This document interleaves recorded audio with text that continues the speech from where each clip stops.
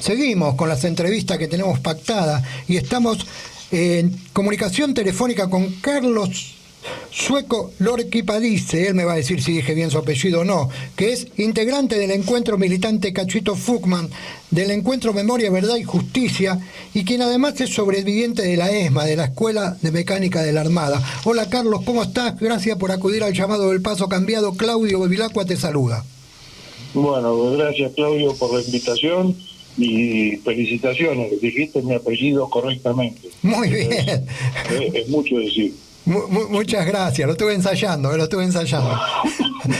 Acá estamos con mi compañero Claudio Gallo, que en algún momento de la conversación él te va a hacer unas preguntas también. Hola, ¿cómo estás? Hola, ¿qué tal Claudio? Bueno, Carlos, Sí. como recién le preguntaba a Alejandro Olmos Gaona, ¿no? A pesar de los gritos casi desesperantes, de las advertencias, de los juicios populares, ¿no? De las investigaciones, el gobierno ha tomado la decisión de acordar con el Fondo Monetario Internacional. Sí. Y como integrante que sos del campo popular, digamos, un tipo luchador que se lo ve en las calles, que se lo ve manifestándose, ¿cómo te pega este momento? ¿Cómo estás viviendo esta decisión? Mirá, a ver, trato de verla como de costumbre, no desde el punto de vista particular, sino tratando de ser partícipe de un conjunto de decisiones respecto del cómo pensar, ¿bien? Entonces, en función de esto, te lo comento porque ayer participé de una asamblea que se desarrolló en el Parque Lezama, donde se juntaron más de 100 organizaciones que están dispuestas a marchar el 8 de febrero en contra del acuerdo y del pago al Fondo Monetario Internacional. Entonces, fue realmente muy enriquecedor porque hicieron uso de la palabra más de 50 compañeros y lógicamente eso deriva en un proceso enriquecedor porque los saberes de tantas personas, digamos, se vuelcan en esa asamblea. Y hubo un dato que me llamó mucho la atención y sobre el que voy a hacer hincapié. Un compañero dijo que hubieron, desde que tenemos el problema con la deuda, digamos, el tema de la deuda externa, con el Fondo Monetario Internacional se hicieron 22 negociaciones, por así decirlo. Se hicieron 22 acuerdos, entre comillas. Ninguno de ellos fue positivo para el país. Ninguno. Entonces, es como un antecedente a tener en cuenta y no caer en el falso optimismo de que esta vez sí va a funcionar, porque si fallamos 22 veces, digamos, ya tratándose de una relación entre dos, en este caso el Estado argentino y el Fondo Monetario, digamos, bueno, no siempre la culpa es de uno, se entiende, ¿no? O sea, esto es como los matrimonios, si fallan la culpa es de los dos, o la culpa o la responsabilidad. Claro. Entonces, esa es mi primera deducción. Claro, sí, se entiende clarito, ¿no? Es decir, bueno, si siempre fue favorable para ellos, quiere decir que hay algo mal y que deberíamos revisar las situaciones. Sí, por supuesto. O nosotros tenemos el sí fácil o ellos tienen un no muy poderoso, digamos, ¿no es cierto? Claro, sí. Entonces... Perdón, te interrumpí, decime. No, dale, seguí. No, iba a acotar que la relación de Argentina con el Fondo Monetario Internacional arranca de la década del 50, ¿no? Y ahí uno puede también hacer un análisis y decir, bueno, Argentina en esa época, que era una nación que estaba, o un país que estaba entre los mejores países del mundo, más industrializados, con el PBI más alto, uno de los PBI más altos en el mundo, se encuentra con esta realidad 70 años después. Uno puede decir que 70 años es mucho, poco, no sé, pero desde que uno se relaciona con el Fondo Monetario Internacional, se encuentra con esta realidad, ¿no? Con un 42% de pobres, con una alta tasa de desempleo y toda la realidad que nos atraviesa. Sí, no, por supuesto. enfrentar esta realidad, digamos, de una deuda impagable, digamos, en las condiciones en que nos encontramos actualmente, hacen más utópico o ridícula la pretensión de llegar a un acuerdo y de cumplir los mandatos del Fondo Monetario Internacional. Vos bien dijiste, esto comenzó en la década del 50 y yo tuve la desgracia de haber nacido en esa década más o menos. Sí. Y resulta de que en aquellos tiempos se decía que la deuda con el Fondo Monetario se pagaba con una cosecha de trigo. Me lo acuerdo como hoy. Funcionaba en aquel entonces, lógicamente, la Junta Nacional de Grano, ¿no? Claro. Bien. Lo cómico, por ponerle un nombre, es de que en ese entonces las cosechas de trigo eran 3 al año. O sea que con una cosecha de trigo se saldaba la deuda. ¿Bien?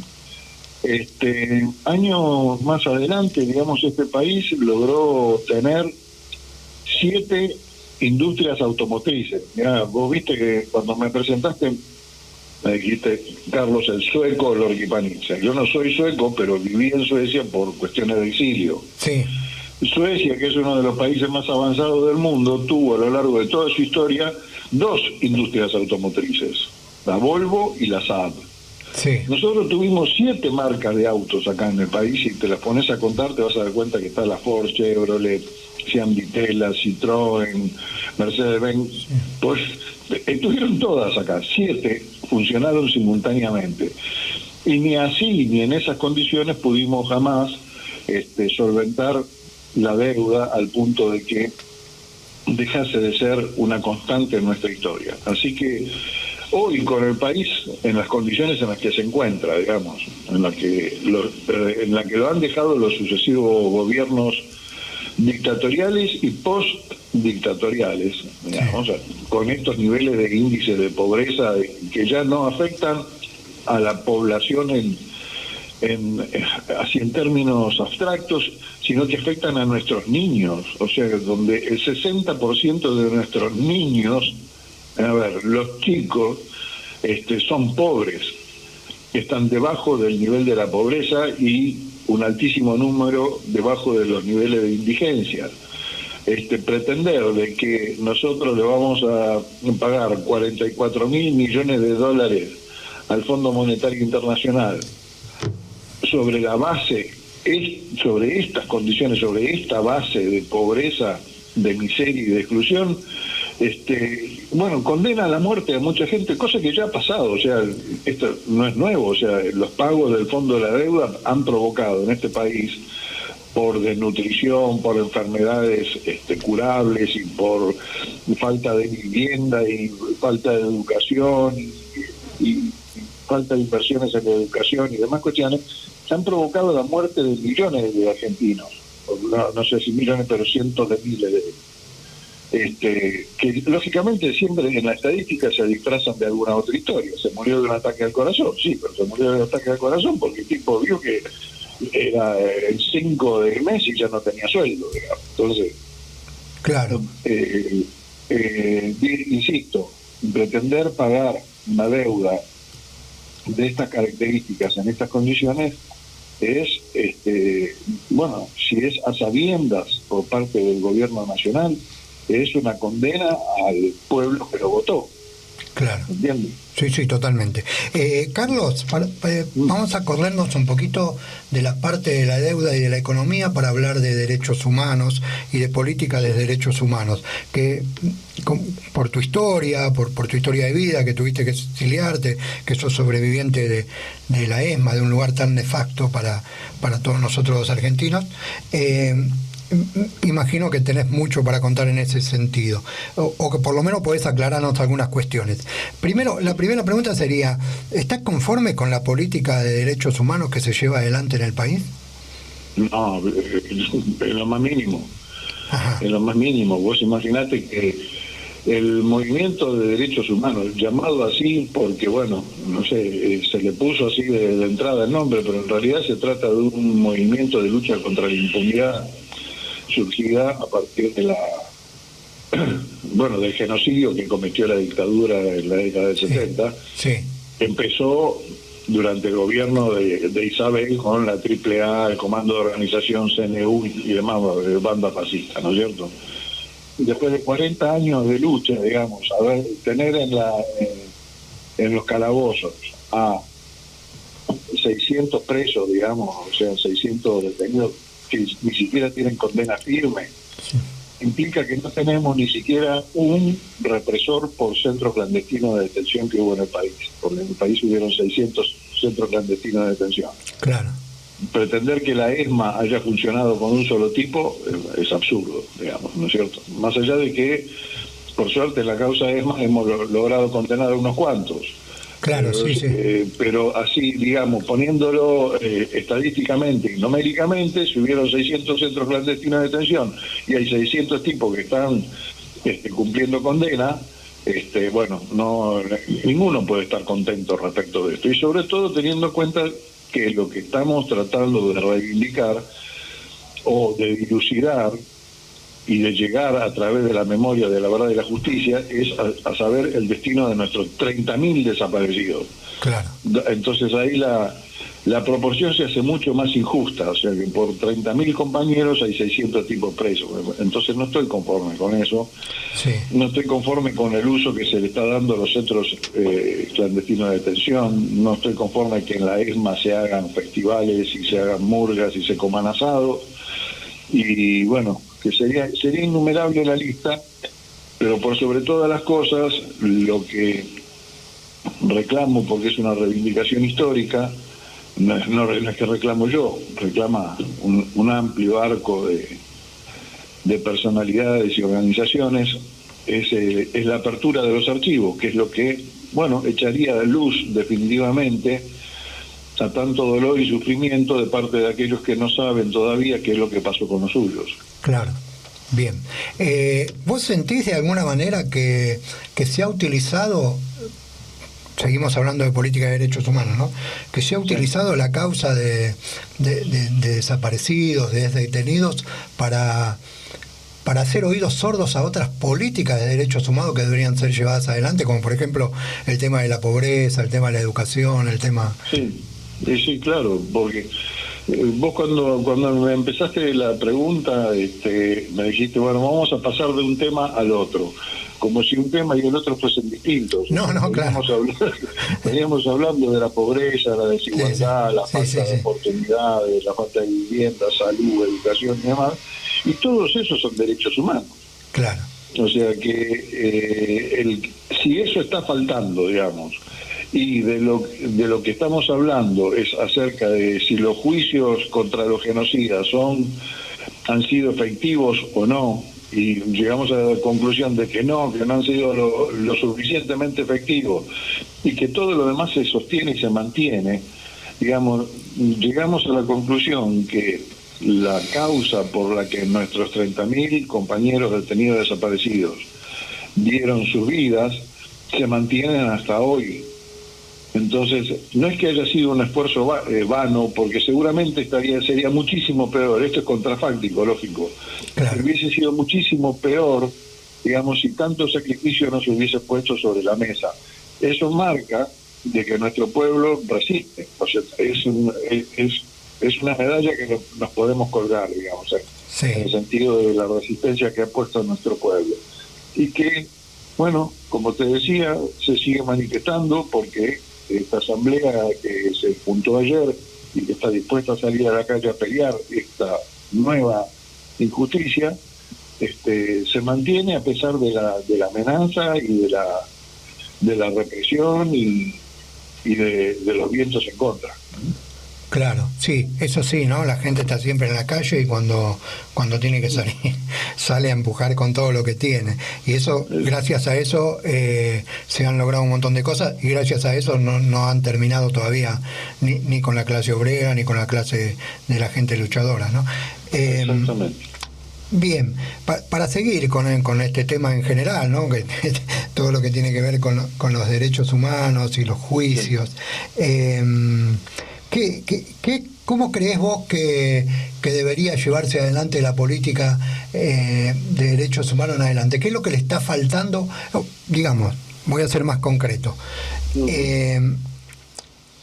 ¿Lo crees intencional que la política de derechos humanos sea llevada como va llevada, o crees que es una cuestión porque Argentina no tiene experiencia en estas cosas y, digamos, si se va haciendo como se puede, que hay un gobierno que lo reconoce y otro modelo que no? Por ejemplo, cuando hablamos de modelos progresistas, reconocen de alguna manera las políticas de derechos humanos. Cuando hablamos de gobiernos neoliberales como el que pasó de Macri, por supuesto que no. Mira, yo te lo manifesté recién al pasar, digamos, ¿no? Sí. O sea, acá la falta de apertura de los archivos es lo que genera la impunidad. La impunidad lo que genera necesariamente es la impunidad de ayer, lo que genera la impunidad de hoy. Entonces, el saberse impune permite llevar políticas adelante que se sabe que no van a ser castigadas, que no van a tener, digamos, el correlativo castigo respecto del mal cometido, digamos, Claro. ¿cierto? Entonces, si la dictadura genocida sale, lastimada, herida de esta debacle que causaron, genera en las posteriores administraciones nacionales una sensación de impunidad, es decir, bueno, si estos que fueron tan brutos apenas salieron rasguñados, a nosotros no nos va a pasar nada. Y yo me podría cansar de darte ejemplo, digamos, acordémonos de lo que significó el menemismo para este país, y digamos, ¿y quién pagó, digamos, con el castigo correspondiente acerca de lo que significó la entrega de nuestro país? Claro. El esfuerzo de tantas generaciones por poner este país de pie, y haberlo entregado de esa manera. ¿Hubo algún resarcimiento? ¿Qué sé yo? De la Rúa mató a 39 personas en 2 días. ¿Pagó por eso de la Rúa? Digo, entonces esa impunidad, digamos, es la que entiendo yo más nos perjudica, en el sentido de que el concepto de derechos humanos muchas veces se utiliza con finalidades políticas, digamos, para tapar aquello que necesariamente hace falta descubrir. Porque si hemos llegado a alguna instancia de proximidad a situaciones de justicia, fue a partir del sacrificio de las víctimas. Madres, abuelas, sobrevivientes son los que permitieron de que este poquito de justicia que hemos conseguido sea factible, porque de parte del Estado, vuelvo a reiterar, no se abrió nunca, jamás, ni un solo archivo. Ningún genocida, con excepción de Silingo, que lo hizo por beneficio propio en su momento, fue capaz de decir dónde están nuestros desaparecidos, dónde están los 350 chicos que faltan, chicos jóvenes hoy, Claro. los 350 chicos apropiados en aquel momento, cosa que nadie puede negar de que existen, porque se han recuperado 150, y como te digo, a partir del esfuerzo de las organizaciones que se dedicaron a ello. No hubo un solo niño joven reintegrado a su familia que haya sido el Estado que le dijo a sus familiares, miren, acá le devolvemos a fulanito de tal que fue secuestrado por el Estado en la década del 70 o cuando sea. Claro. Ni un solo caso, siempre fue a partir del esfuerzo de las organizaciones y de las víctimas. Así que bueno, fíjate lo que falta, ¿no? Claro. Acá Claudio Gallo, que está conmigo, te va a hacer una pregunta, Carlos. Hola Carlos, ¿cómo estás? Bien, bueno, más o menos, qué sé yo. Bueno, ¿cómo estamos todos? Mira, volvamos un poquito al principio, demos la vuelta. Todos, por lo menos los que estamos acá, ¿no?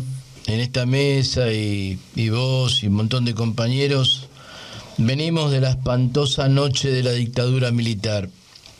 Sí. Y esa dictadura generó una deuda externa de 45.000 millones de dólares aproximadamente. O sea, quintuplicó la deuda que ya tenía la Argentina, ¿no? Y abrió la puerta a las privatizaciones de la década menemista, etcétera, etcétera. Sí. ¿No podríamos decir, sería un delirio pensar que detrás del armado, del andamiaje del represivo de la dictadura, también estuvo el FMI? ¿Y habría que sentar al FMI en la banquilla de los acusados? Sí, por supuesto, por supuesto. Ahora, lo que te va a contestar el FMI es, yo suelo ponerme en el lugar del otro, ¿no? Por más que sea incómodo. Lo que te va a decir el FMI, te va a decir, ¿y con Martínez Dios qué hiciste? ¿No? Vos que decide que esto no tendría que haber ocurrido, ¿no? Y que vos decís que el Fondo Monetario Internacional, ¿verdad? Sí, fenómeno, el Fondo Monetario Internacional es corresponsable.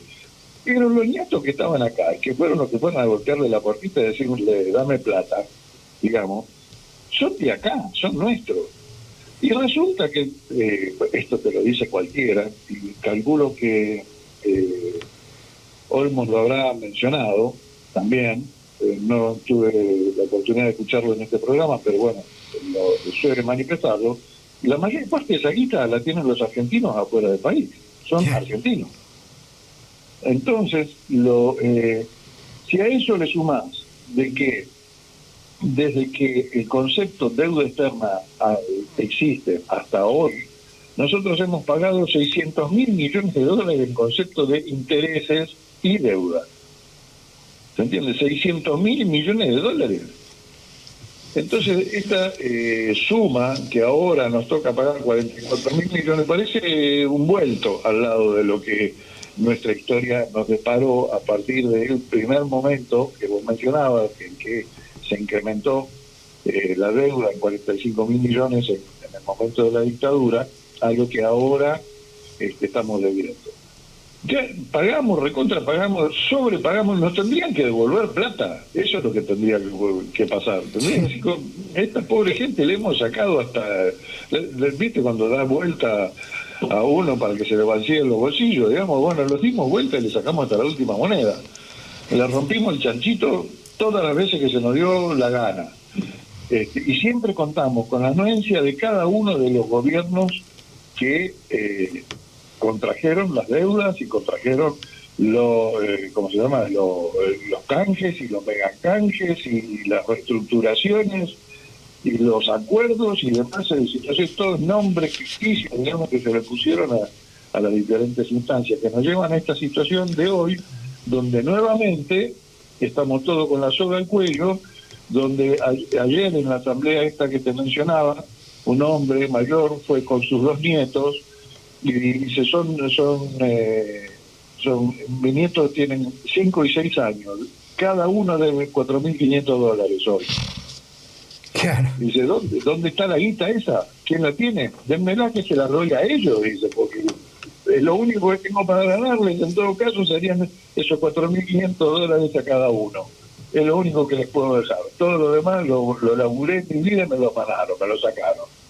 Entonces, bueno, claro, sí, claro que sí. Carlos, hablaste recién en la anterior pregunta, hablaste de la Rúa, ¿no? Que no solo no fue condenado, sino que fue sobreseído, que es peor también, ¿no? Digamos, Sí, porque no es que digamos, bueno, si se llegó a una instancia judicial y de alguna manera se buscaba, fue sobreseído, como fue libre de culpa y cargo después de haber generado las situaciones donde murió mucha gente. Sí.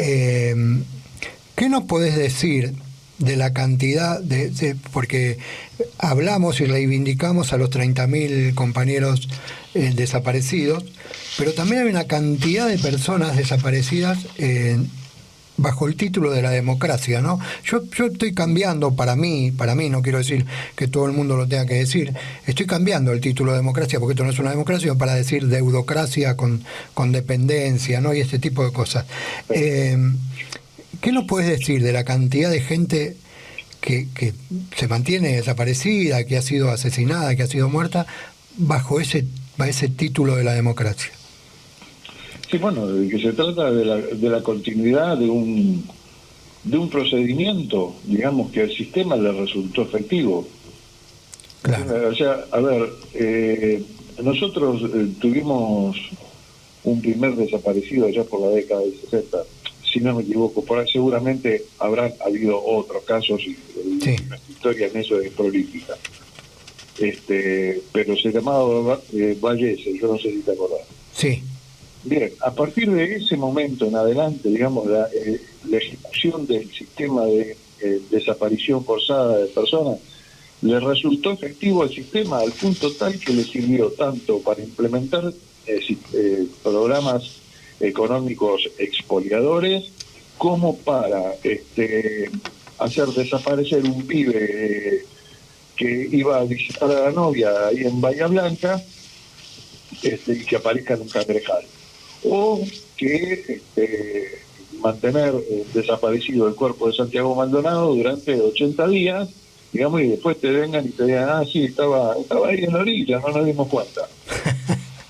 Sí, entonces, yo a tu cambio de terminología en cuanto a los gobiernos democráticos, bueno, yo también la apoyo, pero la mía es otra. Yo los denomino gobiernos post-dictatoriales.